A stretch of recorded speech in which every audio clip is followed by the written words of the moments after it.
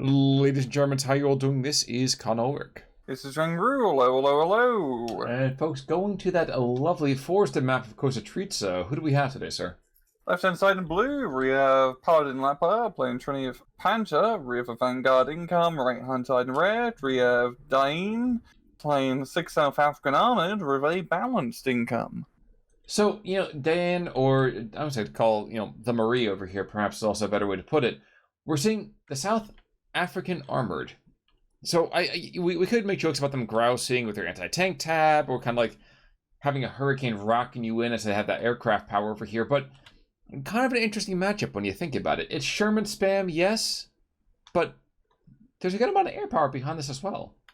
Yeah, I mean, kind of like what's it called? Our last cast we did with 2 Panzer divisions or tank divisions. It's nice to see just some tank-on-tank action. This is a bit better for both divisions. There's a bit more of an infantry-focused map, and both divisions do have a decent amount of infantry to call on here. So it should be interesting. I gotta minorly disagree with you slightly, just on the fact that PaladinLepa has literally half the amount of infantry that the Marie has. Just the fact. 47, and to be fair, 12 of them are Osttruppen.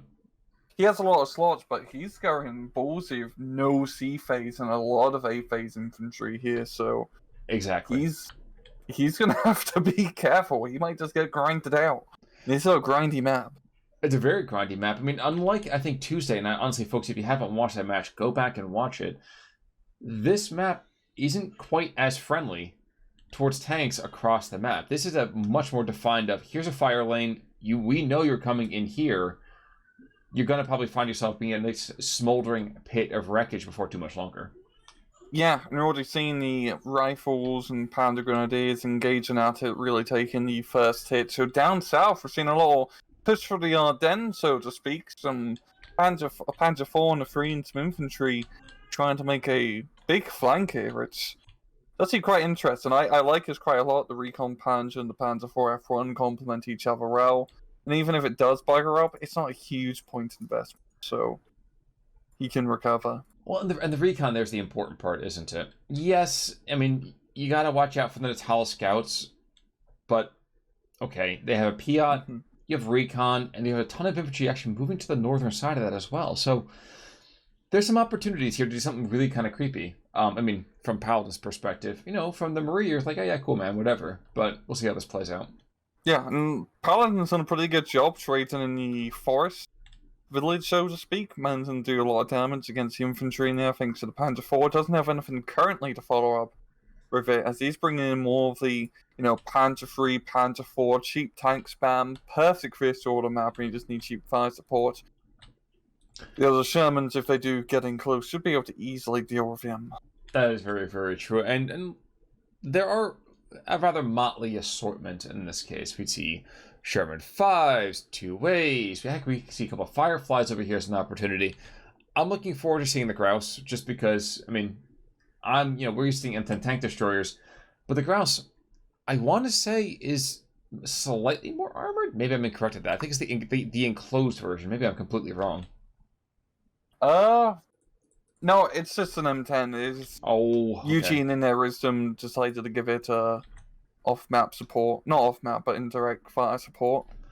Because only the South Africans knew how to point the guns upwards. Well, if you think about it, I suppose there's enough mountains over there. P4 goes down to the Natal Scouts. So a donation, in terms of blood over here. Stern Pioneers apparently also deciding that, we know he just killed our friend, but that's fine. We'll give him a chance to kind of retreat there. Sherman getting a good pick off. So, honestly, the Marie's done a decent job of holding down the southern cheeky play.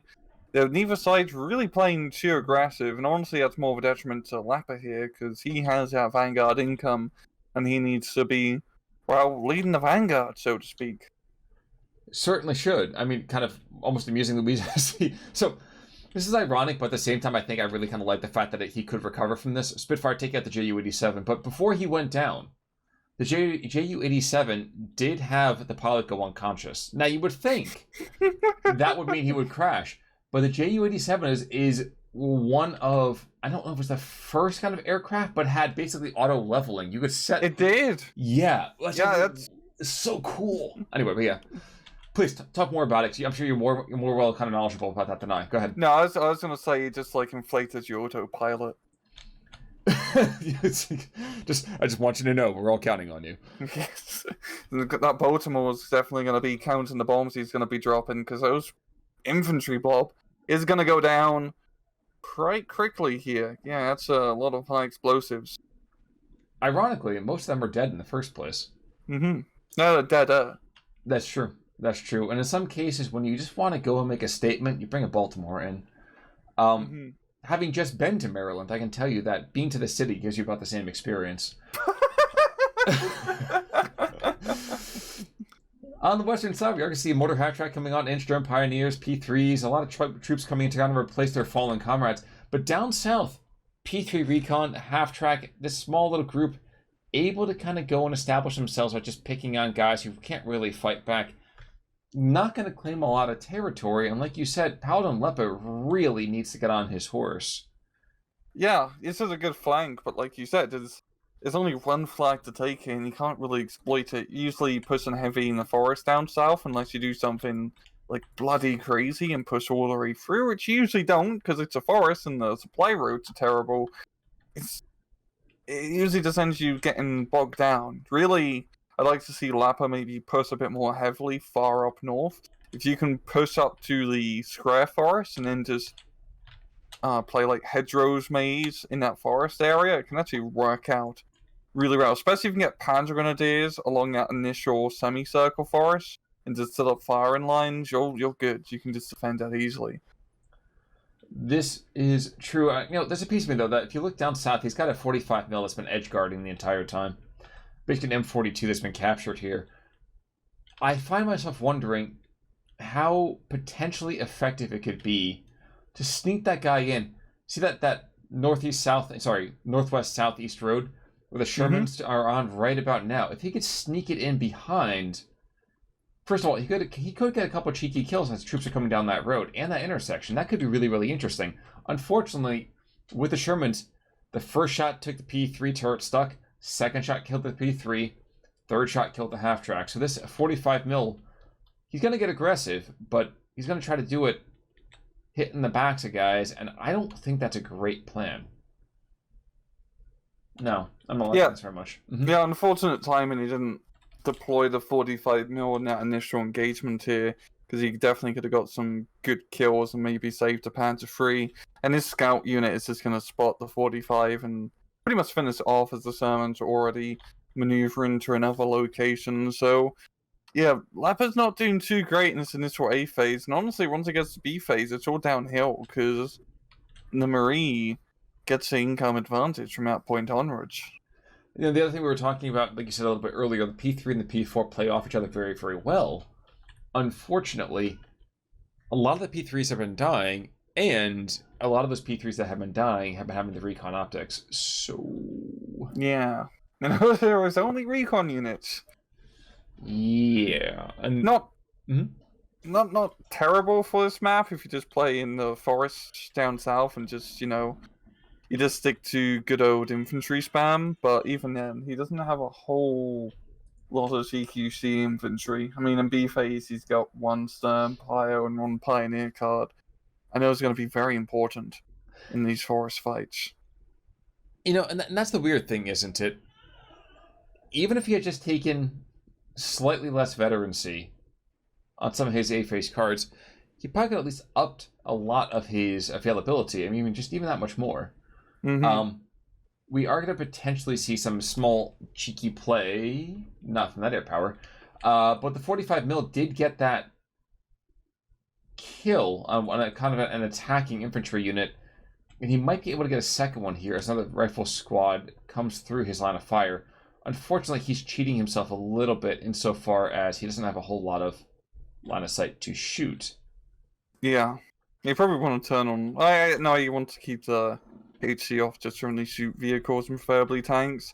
When the village forest town moved up to Panzer III, it got blabbed. These two Shermans are just gonna prove to be a pain. Osttrooper are moving up, And yeah, the lack of anti-tank, and especially close-range anti-tank against Shermans, is really going to screw over Lepa now.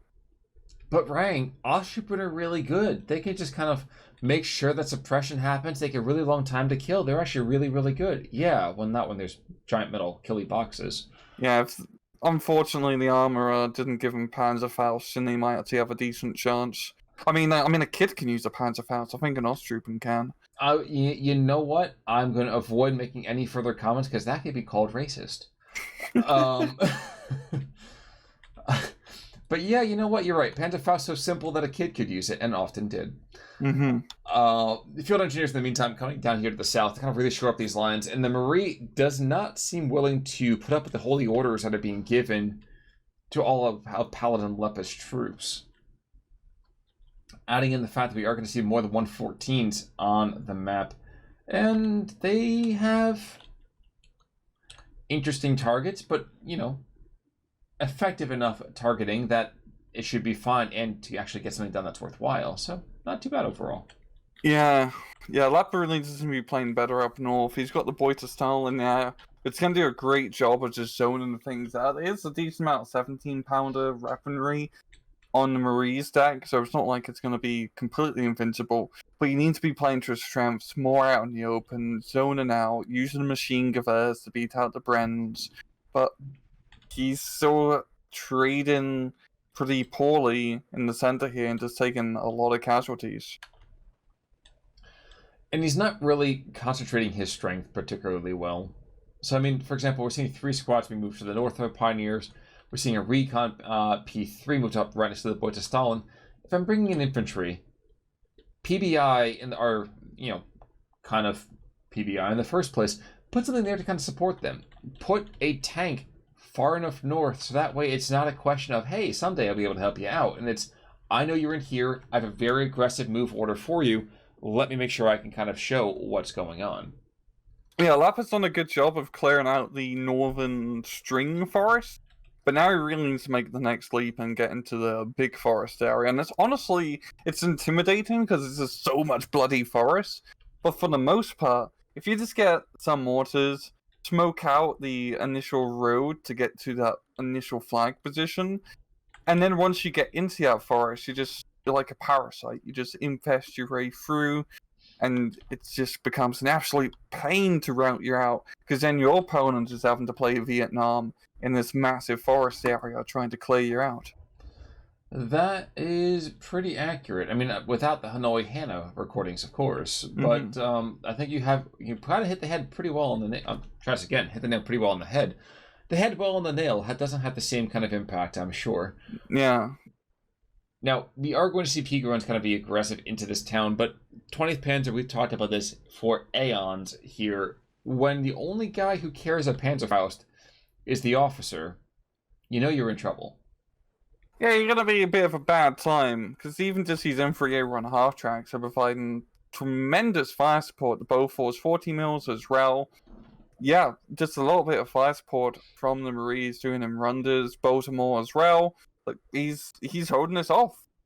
He's just holding it off. So much bombing. Wow. Okay. Well, and then the artillery on map over here as well. We have the 114s. We have a 140. Very, very strange caliber to kind of be dealing with, but it is effective enough. You can see its talent, for lack of a better term, as all of these pushes are stymied, and the middle part of this map looks like the moon for about 500 meters on either side of the Germans. And on, well, the South Africans are like, hey, we may speak a weird, perverse version of German, but they're holding their own. Mm-hmm. And it's just have to grind them out. I mean, we're getting closer and closer to C phase, and it's when the tables really turn here. But look in the forest town, there's one Panzerschreck unit, which I'm actually surprised he hasn't been a little bit more aggressive with. Yeah, there you go. If he can use those Panzerschrecks effectively to knock out these Shermans, that can start straining the tide a little bit. True. My question, we go off to the half track first? No, he actually gets a Sherman. Very nice. Okay. Good job. Micros, nice. Waits for the reload. And the other Sherman books it out of there. Good. Good. Yeah. nice seeing that on both sides here. Seeing, first of all, the Marie be very, very dynamic and responsive, but also to see that Paladin is still not without teeth. He's still able to kind of get a little bit of a chomper in. Yeah, you just need to use those Panzer Shreks. Probably even some more 45mm guns at close range a bit more effectively. Oh, Marder now. A Marauder, not a Marder. The Flying Marder coming in. Gonna be getting some very good bombs hit on that town. Damn. There goes the town. Yeah, when you basically dropping daisy cutters and JDAMs, that has destroyed any hope of a push. Panzer Shrek team is a delicate little meat bullet base in that second one from the left, but I'm trying to think about the counterplay for this. Like, what the heck do you do? What, maybe do a Ju-87 to kind of get like a cheeky bomb run or two, but you can't get rid of the anti-air over on the Marie side. Mm-hmm. It's also just a lack of good CQC infantry from Lepa and anti-tank infantry, because his infantry do good enough against the rifles and field engineer spam. Commonwealth infantry is kind of rubbish for the most part, but you just can't deal with any of the basic, even just very basic armored support like half tracks. We're seeing a push up north, Pioneers pushing out, but great 17-pounder position, going to be putting pressure on the boy to Stalin, M10 Grouse as well, Grouse in array. He's going to be able to at least defend the northern side now, just a little fire support for us. Yep, and the fact that you have 2 Vickers HMGs means that for some reason crossing over open ground is probably the quickest way to kind of have a nice eternal nap 6 feet under. But hey, the Bojastal gets pushed back to Stalinium, is able to, let's say, push away that 17-pounder for right now, but I would not relish the chances for too much longer. We are going to see Mortar half-track engage. Love the responsive stuff here. So we are seeing, again, push and counter-push. Kind of feint and kind of parry with that. Great to see it. Yeah. Great use of artillery immediately. Kills the 17-pounder, but it's just slowing him down, and Lepa is starting to run out of time. As we get slowly closer to C phase, and he has been getting a plus run this entire time, to be fair, so he's not in a terrible position, but he does not feel like he has that momentum. All-important, ethereal thing which we just keep on harping about over and over. Actually, if looking down south, he is actually gaining some momentum here. Yeah, but the, pound of flesh being what the pound of flesh is, it's still pricier over here for the 20th Panzer than it is for the 6th South African. When push comes to shove, I have 2 minutes, and then at that point, I can do an entire income tick and just bury you in infantry. I have more infantry in one call-in than you've had pretty much an entire phase. So yeah, it's gonna, and also PaladinLepa really needs to start a +2. Well, he needed a +2 really 5 minutes ago, but unless he can get a +2, I mean, holding for 23 minutes against a balanced income as Vanguard, it's impossible. Usually once you get to the 25, 26 minute, it's when the income really starts to get felt. That's certainly true. We are seeing the boy to Stalin and the P3 trying to get shots on everything else across the gaff. But hey, fine. Kill my Sherman command tank. That's fine. I can bring in 3 more just like it. Kill my Grouse. So much artillery now. It's the 3 heavy guns in the back. The M10 Grouse is a Grouse in the right. Kills the mortar half-track. This is very bloody effective. Those Osttroopers are getting routed out because they're in very, concentrated positions. He's not doing good right now, Lepa. The artillery is just stopping him. And that's, I think, how so many of these kind of more colonial divisions end up, theoretically playing, where it's like, hey, great, cool, fine.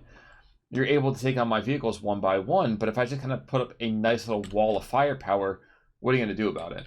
Now we are going to see motor rifles try to come on in to take out Sherman Pioneers. That's going to probably go about as well as you would expect.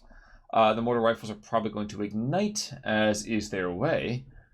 But we are 15 seconds out from the Marie just kind of saying, all right, troops go brr button. Yeah. And many troops to go brr he will be able to get. And if you can just spam the town with all the rifles to actually make the push happen, he always got the fire support. He just needs the warm bodies to lead the way. And he doesn't even need, like, super warm bodies. He just needs them to be warm enough. Mm-hmm. Now, I do like... A damp body works. That's true. That's true. But usually the dampness needs to be on the inside, not the outside. Due to light down south, we have a P3 sitting in defilade. There's a Sherman, too, kind of thinking like, I sense that there's something amiss about this. And I think the P3 might get kind of tempted to maybe redeploy. I don't know. Gonna come down to the stabilizers again, Khan, I swear. Oh, probably.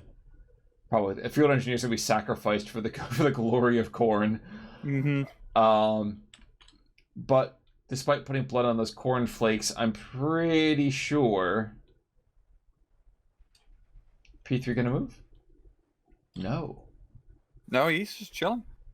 He's a patient camper. And you know what? That's totally fine. Makes perfect sense for us. In the meantime, though, anti-tank positions being taken out one by one. Infantry, support weapons like MG42s being taken out one by one. We still have things like PaK-40s to the northern side of the map. And he does go and kill a Greyhound. So, I'm sorry, Tom Hanks. Your help will not be needed for the rest of this match. It does open up the actual opportunity for Pioneers and Peagrens to move into that forest. Yeah. Unfortunately. I'm sorry, yes, please. No, it's just a lot of artillery. Just a lot. Yes, it certainly is. So, unfortunately, we are going to see the Sherman get killed by this P3 down south? No. Wow. Guys, I'm embarrassed for you. I'm very embarrassed for you. I swear to God, Khan, this always comes down to the stabilizers. Even in static engagements, the stabilizers are like a rosary. It will protect you against the German shot. Yeah, I didn't know that praying to the God Emperor was going to actually protect you, but I suppose. Oh man, never mind. I don't even want to go there. Suffice to say, we are seeing some motorized rifles being rushed to the northern side before that flag does get flipped. And oddly enough, despite the fact that we're into 2.5 minutes in... Oh, rifles going down south first. Okay. He wants to control the forest town before kind of really pushing anywhere else. Yeah, that's a lot of dudes, and that's just the power of the C phase income, as we're going to be seeing. But still, Lepa does have that +1, so he still has the geographical defensive positions, and managing to aggress up north, like you said a little bit before, Pioneers and Panzer freezing. Now, this could be a big play here for Lepa, because if he can just, once again, fan out his infantry in the forest, be a big pain, you can capture two extra flags, very easily, and then just hold him down with some Panzer freeze. That is theoretically possible, that's true. There's a Marauder. Yes, and that was the other thing about this, is that you're going to see always that air power, and all the infantry that we just seen previously, anybody who manages to survive this is now a sergeant. Congratulations, you are all sergeants. Yeah, pretty heavy casualties, losing like half of his dudes. One of the Pioneers are definitely going to get surrendered here. So, great use of the clutch bomb and run, and look, we got rifles being brought in to try and plug his gap. Now, of course, the only issue with rifles is that rifles only bring that to the front lines. We're not expecting to see something that much more skillful or deadly. It's just prayers, really. Yeah. Here in the center, actually, it's kind of collapsed a little bit for the Marie. I mean, very good job for Lepa, keeping the Boita Stalin alive here. But there's the Panther Freeze got into a good position. I mean, Lepa's got that nice +2 because of that northern push, so it seems it's going to get shut down pretty quickly here. And there's still those two Command Shermans. Still that one Command Sherman. One Command Sherman here. It feels weird because Marie is... You need to get like a few good trades, and you can't afford the time because balanced income here. But it's still that +2. He needs territory. He's flanking now. If you look further south, Flak 43 goes down. Sherman's moving in behind. He's going to go after the P3s here. And all the rifles, despite the fact that the rifles are not really who I want to bring to a gunfight or knife fight, or really any kind of fight. Whoa, what just happened here? Did he? Oh wow, Lepa won. I think we had we had to be in a DC or something. I don't know. I'm 50-50 on that, because with our view of the Fog of War, which is, it's none, we could see that Lepa was starting to collapse a bit, especially once you get to 25 minutes in C phase, the income really starts to hurt you. There's really not many reinforcements left. But at the same time, I can also understand from Marie's perspective, there's still the pressure of the tick. There was that +2 towards the end game. The northern push, even though it just got shut down from the Rauders, they were still holding the geographical territory. Lepa just did enough to hold onto those flags with these very damp bodies. Just maybe just to intimidate the Marie enough to be like, okay, I don't think I can do it. Like, it's just that morale game. Or maybe a DC'd. Who knows? True. But I think, you know what? I think you had hit the right of it right there. Is the idea of saying, hey, you know what? Can I really do this? And if you've beaten your enemy in his mind, you don't need to actually beat him in body and soul, I suppose. Mm-hmm. With that in mind, taking a look over here at kills, you can see we're pretty much even in the first place. Bloomhoff, kind of armored by the Afrikaan spirit, and I'll let you dig into that as what you will. The Boer War, right? Exactly, armored by apartheid. The Sherman 5 doing very, very well for himself. In fact, Sherman 5's really carrying a lot of this. Pretorius doing very well for himself. I legitimately thought that the M10s are going to be a little bit more aggressive, and actually I kind of liked their standoff kind of approach. That was really great. Yeah, just providing more suppressive fire support. Taking a look at losses here, one Pioneer SVT does good, Boyd Stalin does okay. There's really not that much to talk about on the losses side. Well, I didn't even see the Marauder actually get taken out by the Flak 88. Well done there, Looper, or Lubber. A true land lubber indeed, that he's able to take out an airplane, but well done either way. So, Paladin, I'm not going to lie to you, man. I was worried, and I didn't think it was going to go your way, but you stuck it out. Well done, sir. Yeah, good. If you got the morale victory, and congrats. Absolutely. Because you were getting close to breaking. Like, if that match went on another 5 minutes, this attrition would have screwed him. Absolutely. And well, that was the thing, but even from the beginning, to say 47 on one side, 96 infantry on the other side, and a quarter of those were Osttrippen, I didn't see that going well, but prove me wrong. Happy to see it. But all right, sir. Any final thoughts? Nope. Folks, in that case then, until next time, I'm Con Ulrich. I'm Rangru. Take it easy.